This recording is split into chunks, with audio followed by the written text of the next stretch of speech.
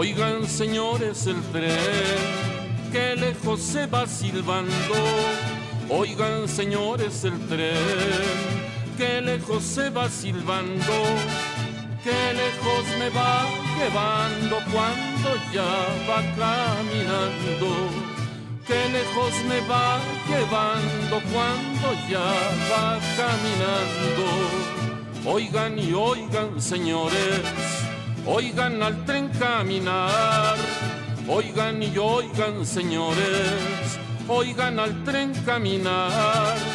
El que se lleva los hombres a las orillas del mar. El que se lleva los hombres a las orillas del mar. Bueno, como te comentaba, vamos a la parte final de lo que era el tren al Cabús.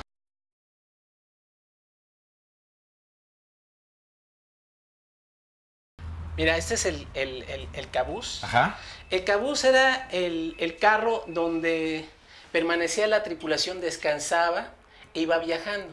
Pero la tripulación del 3 se componía por un maquinista, ajá, un fogonero, 3 garroteros y un conductor.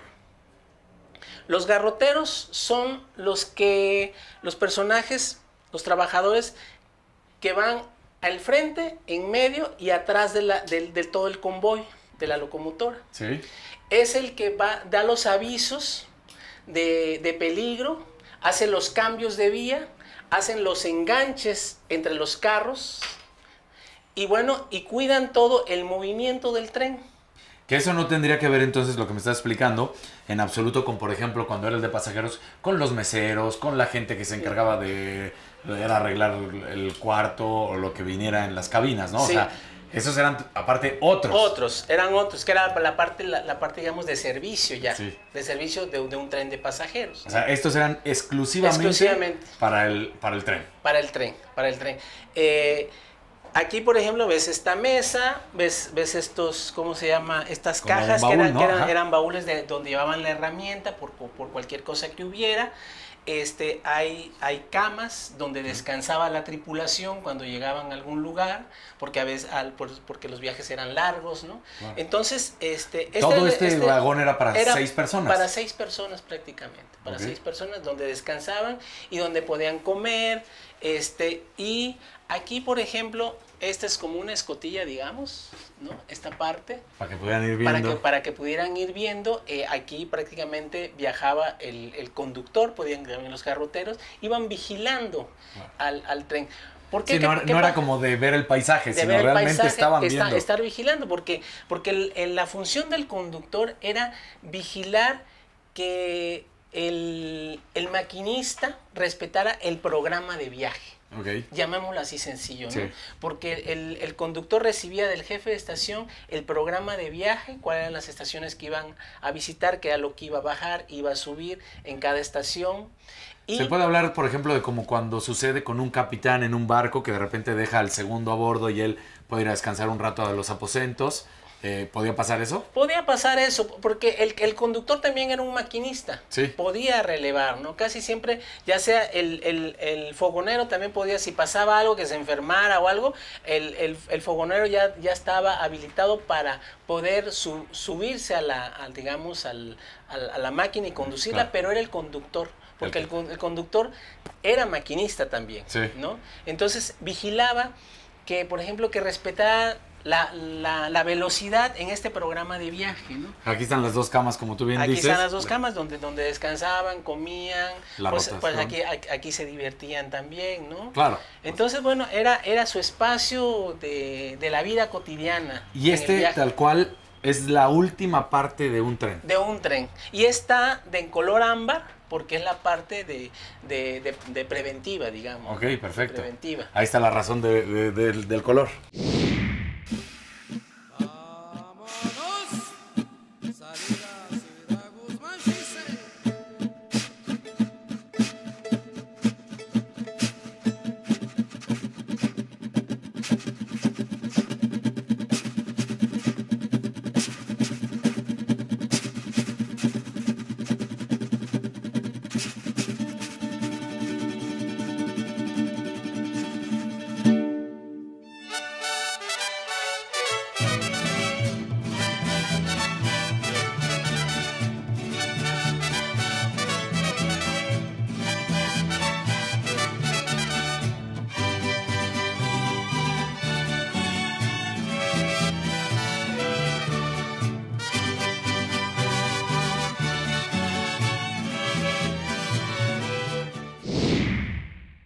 una de las partes que la gente le gusta mucho, la de más nostalgia, claro, la que es la de pasajeros, ¿no? El ferrocarril de pasajeros, pues fue, digamos que, pues uno de los servicios que dio Ferrocarriles Nacionales de México, donde la gente más recuerda y más nostalgia hay, claro, ¿no? Esta parte. Hay dos tipos de trenes, el tren de carga. Pero me queda claro que le tuvieron que haber dado, pues, una arreglada y todo, Así pero es. huele todavía, y huele a madera, y huele Así a es. bien de que, como si acabara de salir el tren listo para viajar, ¿no? Así es. Ese es un tren de segunda clase de pasajeros, se ve muy lujoso, sí, para segunda clase. Es un coche pasajero de los años 50, que está muy bien, se trabajó en la restauración muy bien, tiene el portaequipaje, lámparas, ventiladores, como puedes ver. Claro. Para su tiempo, esto era el confort. ¿Las ventanas se abrían o no se abrían? Siempre ha habido que esa duda de que... No, se abren. Porque además aquí estamos viendo que tienen como otra... Sí, no se abren las ventanillas se abren. Perfectamente, sí. sin duda. Sí, porque el calor también era sofocante. Claro. No es como ahora, en los camiones no abres. Sí, ¿no? No, en los camiones ya no platicas. Cada quien va con su audífono, listo, viendo la televisión. La gente ya no se relaciona en el viaje. Claro. ¿No? Y por ejemplo, esta era la parte linda del viaje de los trenes, las estaciones, por ejemplo, la gastronomía alrededor de las estaciones, todo lo que la gente podía subir. Claro. A mí me tocó hacer el último viaje del último tren de vía angosta en México, que fue el ramal de Oriental a Teciutlán, y en ese viaje la gente lloraba porque iban a cerrar ese tramo. Entonces lloraba tanto una señora que yo le estaba haciendo una entrevista y me dijo algo muy cierto. Me dijo, es que estos fierros viejos son para los pobres y nos los están quitando, ¿no? Claro. Así lo mencionó en su momento, ¿no? Porque ella era una señora que vendía cosas y viajaba en el ferrocarril de una estación a otra y le permitían llevarse y subir toda su mercancía. Claro. Entonces dice, y la combi no me deja hacer eso. Sí, ¿no? Por supuesto que no. Entonces ella, por ejemplo, añoraba eso, lo que le iban a quitar, ¿no? Entonces imagínate cuando se acaban, desaparecen el transporte de pasajeros en México, desaparece toda la parte intangible de lo que es la comida, los pregones, esas relaciones que se daban, ¿no? La forma de viajar. Podía caber en este vagón, por ejemplo? Bueno, este vagón ahorita no tengo no recuerdo de cuántas plazas es, pero es más de 60 gentes. Claro. De 60 gentes, ¿no? En este vagón. Y bueno, para su época era súper cómodo, ¿no? Ahora, ¿había las reglas de etiqueta en el sentido de que no puedas estar parado yendo de un lado a lado, o la gente tenía libertad de moverse, de brincar, No, en el tren era un viaje lúdico. Claro. Era un viaje lúdico y todo lo puedes seguir haciendo, ¿sí? ¿no? Ahora ya, por las cuestiones de seguridad, pues ya lo han prohibido muchas cosas, ¿no? Que tienen razón. Pero el viaje del tren eso te permitía. Ir de un lado al otro, cambiarte de asiento, no era tan riguroso, ¿no? En cada estación podías probar que los tacos de tal lugar, la fruta de tal lugar, entonces... ¿Cuánto era entonces la detención del tren? ¿Cuánto? Porque si te podías bajar a comer todo eso, ¿cuánto se detenía un tren? Bueno, un tren se podía detener hasta 15, 20 minutos, ¿no? Okay. Dependiendo de la estación. ¿Sí? Porque hay estaciones, por ejemplo, estaciones de bandera. Aquellas donde no hay una estación edificada, okay, sino nada más hay una señal donde la gente del pueblo llegaba a esa señal a hacer fila porque había esa señal y no había una estación edificada, el tren se paraba y la gente se subía, okay, ¿no? Y ahí se le cobraba arriba del tren. Arriba del tren se le cobraba, ¿no? Era el auditor del tren, era el que cobraba, claro, el viaje.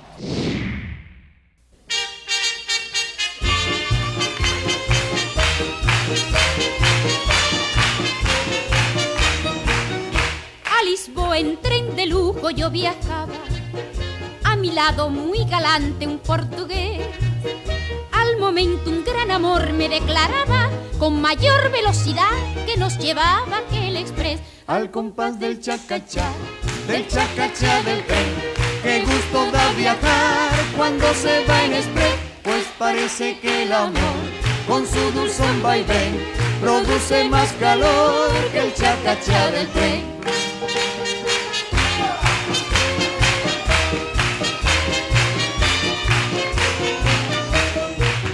A Lisboa en tren de lujo yo viajaba, a mi lado y elegante una mujer. Al momento un gran amor le declaraba y después de mucho hablar le fue y me dijo: What do you say? I love you, my darling. Porque aquí estamos viendo las imágenes de revolucionarios al final del día, asomados, ¿no? Sí. Este vagón, por ejemplo, no estoy diciendo que pero este tipo de vagón era el que se utilizó durante la revolución, que vemos las tan famosas imágenes de todos los revolucionarios que se subían, que iban a la locomotora, que traían de fuera la cabeza, que ¿eran estos o eran otro tipo? No, es de este tipo, color este verde militar. Ajá.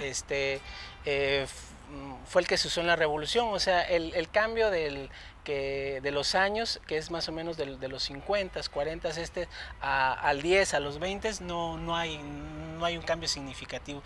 Es de este tipo, están así, revolucionarios, porque fue parte de una exposición que pusimos hace ya varios años, y bueno, lo hemos dejado ahí porque a la gente le gusta, claro, ¿no? Pero sí, el tren fue un elemento de estrategia de la guerra, claro, ¿no? De estrategia de la guerra, donde se podían mover 5,000 hombres, ¿no? en los trenes, ¿no? Sí, por sin ejemplo, duda alguna. Cuando se mueven estos hombres, el ejército que va de Buenavista hacia Bachimba, hacia las batallas de Bachimba, ajá, al norte del país, pues son 5,000 hombres que pueden mover en un tren, ¿no? De jalón, vámonos todos. De jalón, ¿no? Entonces, claro, el tren se vuelve en el objetivo y estrategia de la guerra. O sea, para mover trenes, para dinamitarlos. Ajá. Y bueno, tener el control de ciertas zonas. Claro. ¿No? Por ejemplo, esta zona la controlaban los zapatistas. Sí, ¿no? La zona de Puebla, claro, que el ferrocarril interoceánico lo controlaban los zapatistas. El ferrocarril mexicano lo controlaban los carrancistas, por ejemplo, ¿no?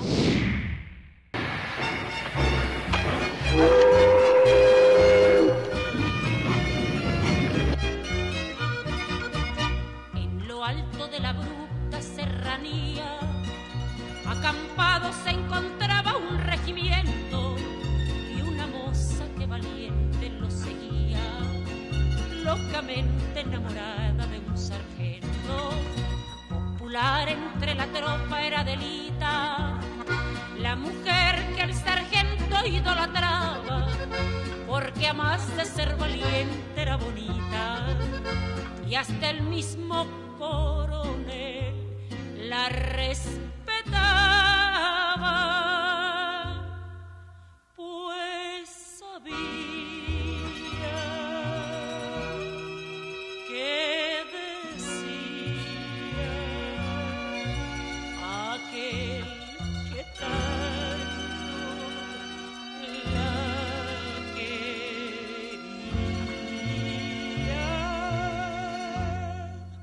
Adelita se llama la joven a quien yo quiero y no puedo olvidar.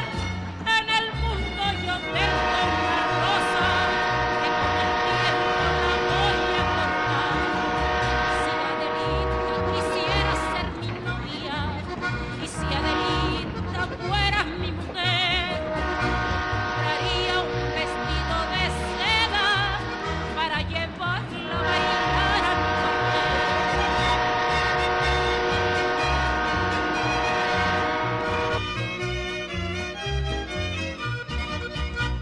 Una noche en que la escolta regresaba, conduciendo entre sus filas al sargento, en la voz de una mujer que sollozaba, la plegaria se escuchó en el campamento. Al oírla el sargento, temeroso de perder para siempre a su adorada, ocultando su emoción bajo el embozo, a su amada le cantó de esta manera.